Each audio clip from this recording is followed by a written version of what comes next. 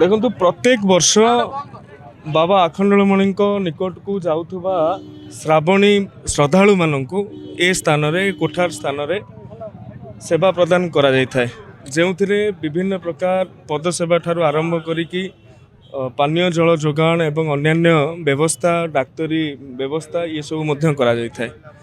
ଓଡ଼ିଶାର କୋଣ ଅନୁକୋଣରୁ ବିଭିନ୍ନ ଶ୍ରଦ୍ଧାଳୁମାନେ ଆରଡ଼ି ଧାମକୁ ଆସିଥାନ୍ତି। କିଏ 200 କିଲୋମିଟର ଦୂରରୁ ଆସେ, କିଏ 300 କିଲୋମିଟର ଦୂରରୁ ଆସେ, ଜିଲ୍ଲା ଭିତରୁ ବି ଆସନ୍ତି। ଖାଲି ପାଦରେ ଯେତେବେଳେ ବର୍ଷାରେ ଭେଦି ଭେଦି ସେମାନେ ଆସୁଥାନ୍ତି। ଆମର ଗୋଟେ ସାମାଜିକ କର୍ତ୍ତବ୍ୟ, ଆମମାନେ ମଧ୍ୟ ସମାଜକୁ ବ୍ୟବହାର କରିକି ଏଠି କେଉଁଭଳି ଭାବରେ ସେମାନଙ୍କୁ ସେବା ଯୋଗାଇ ହେବ, ସେଥିରେ ଆମେ ନିଶ୍ଚିତ ଭାବରେ ପ୍ରତ୍ୟେକ ବର୍ଷ ଯେଉଁଭଳି ଭାବରେ କାର୍ଯ୍ୟ କରୁଛୁ ଏ ବର୍ଷ ମଧ୍ୟ କଲୁ।